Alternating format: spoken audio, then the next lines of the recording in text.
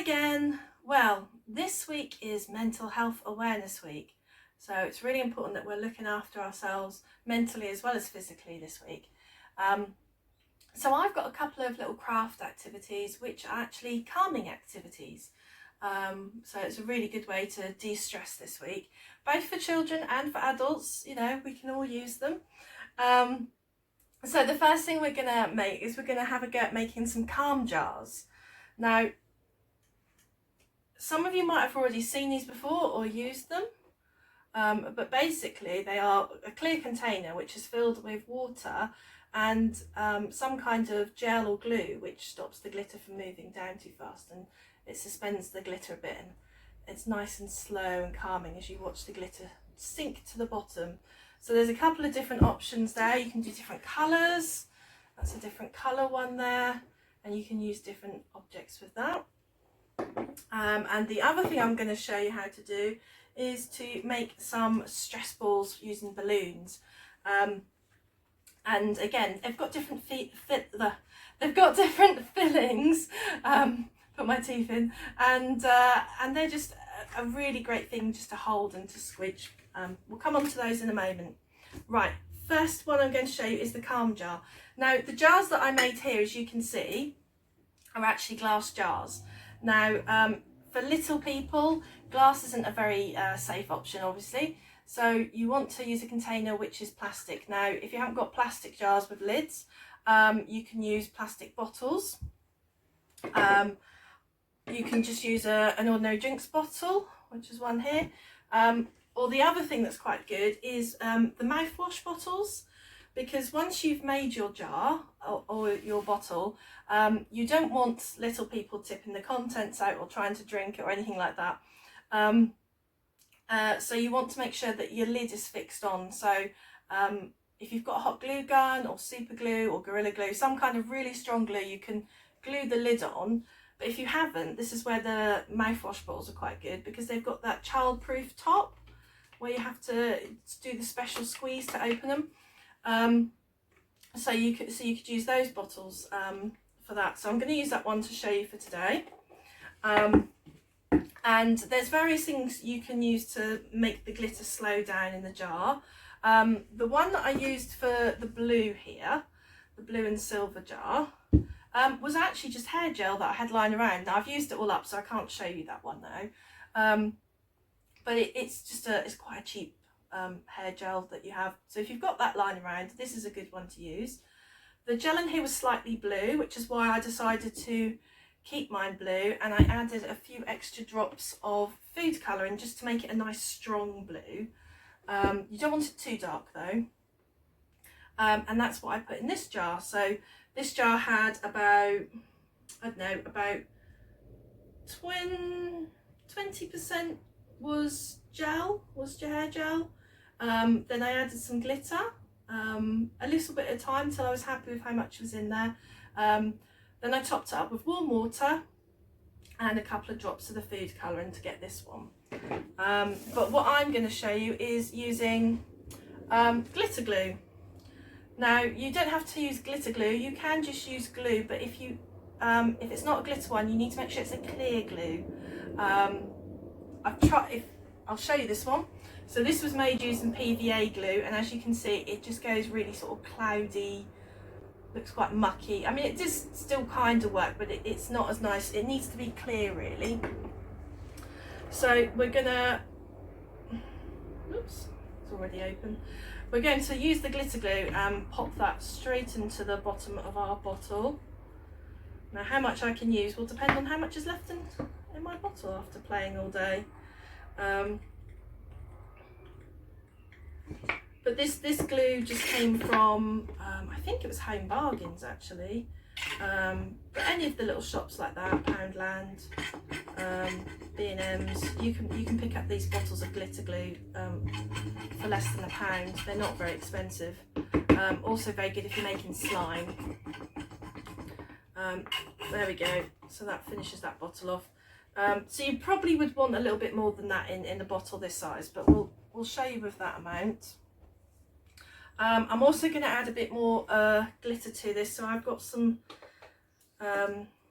gold, because I think the gold looks nice with the red, so we're going to add a bit of that in there. If you've got a funnel, would be a really good way of filling these up. You could do it that way. If you haven't, for little hands it's quite fiddly to put in a bottle, so what I would say is get a bowl and put all your ingredients in a bowl first and mix them up, and then either use a funnel or a jug to pour them into a bottle. Jars are much easier because the opening's wider, but with this anyway, I'm just going to show you by chucking it in here. I like my glitter, so we'll put quite a bit in. Right, and then what we need to add is just some warm water to that. Now my water is just tap warm water, it's not been boiled or anything like that. Again, use a funnel if you've got one, or just very carefully pour with a jug. I'm just going to keep filling up. I'm not going to fill quite to the top, I'm just going to leave it a bit short of the top just while I'm doing the mixing part of it. And then I'll come back and top it up once I'm happy with what's inside my bottle. So this is where you need to give it a really good shake. Make sure it's properly mixed in. And obviously when you shake these things, they tend to go a bit frothy at the top, and we'll lose that in a moment.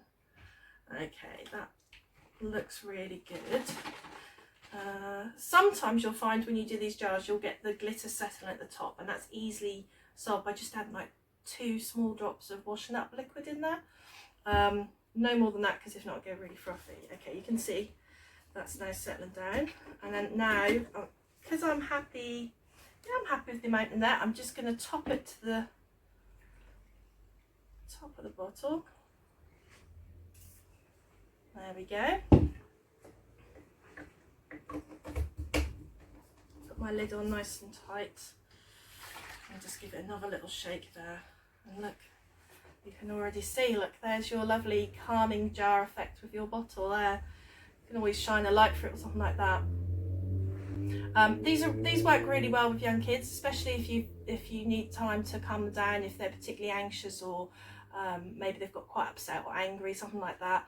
If you want to give them some time out to calm them down, the plastic ones are really good, because you can leave them quite comfortably alone with them as long as the lids are sealed on. And you can get them to sit there during their time out and just watch the glitter as it drops to the bottom.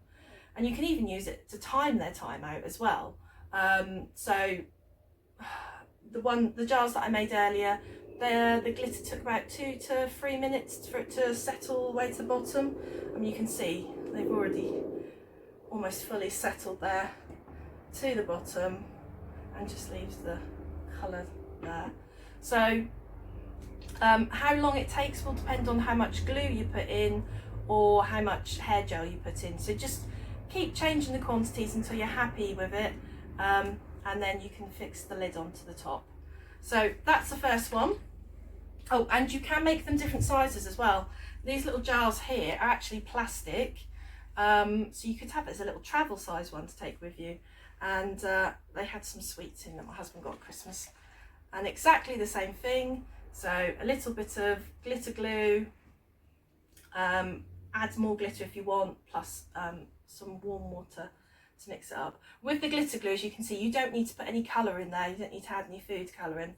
With the hair gel, if it's clear or blue or whatever, you'll need to add a bit of colour to that. So that's your first one that you can do. The next one we're going to do is the stress balls. Now they're just made using ordinary balloons. Don't use water balloons because they are designed to burst, so they're very thin and weak. So nice latex balloons, or latex free if you've got allergies. With the balloons, you can either get them with patterns on, or you can get swirly ones. That's quite nice. You can decorate them with permanent markers, but I find that comes off on your fingers, so I don't like to do that. So it's nicer to have a patterned balloon to start with. And how you're going to do this, you're just going to stretch them out a little bit. So we want to pack stuff in there. You can blow them up and then let them deflate, and that will stretch them a bit as well. The first one we're going to do, we're just going to make with flour. And that's all this one was. It's just a flower one. It's my daughter's favourite actually. She's in her 20s. And as you can see, you can sort of stretch them and squash them and squeeze them, and it is literally just flour in there. The best way, if you haven't got a funnel, is to use the top of a bottle with a narrow neck, and then you can put your balloon over the top there, and that will help you to put the flour or whatever inside to your balloon. Now I'll just show you quickly how you do it. So you just put some spoonfuls in. The first one sort of shake and go into the balloon quite quickly. As it gets fuller, you'll need a pencil or something just to push the flour into the balloon. And how much you put in will depend on how big you want them as well.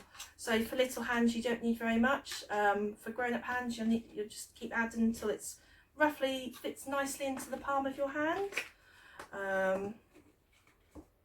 So you can get the little ones to do this. As the weather's been really nice, going outside is a good way to do this. So then you just use your pencil just to push, I'm getting my words muddled today, aren't I? Push the flour into the balloon, okay? So you do a bit push with the pencil, and then you can just sort of shake it into there.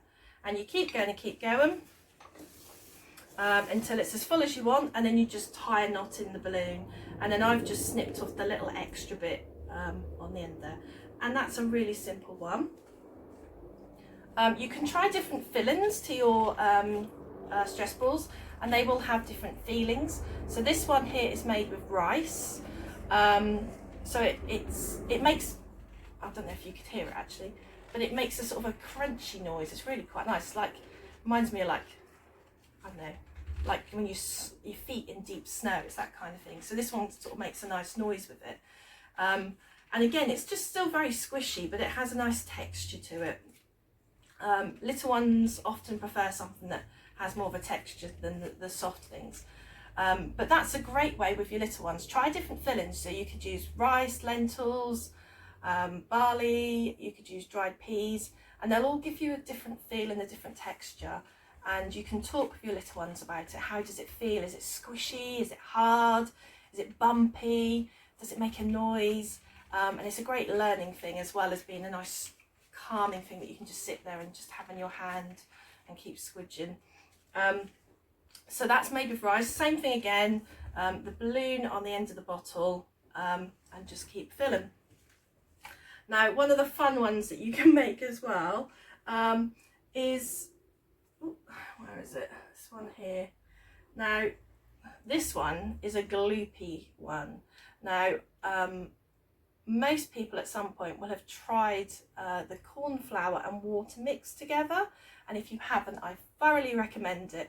And you could actually do this before you make your stress balloons, because it's a great calming thing to play with.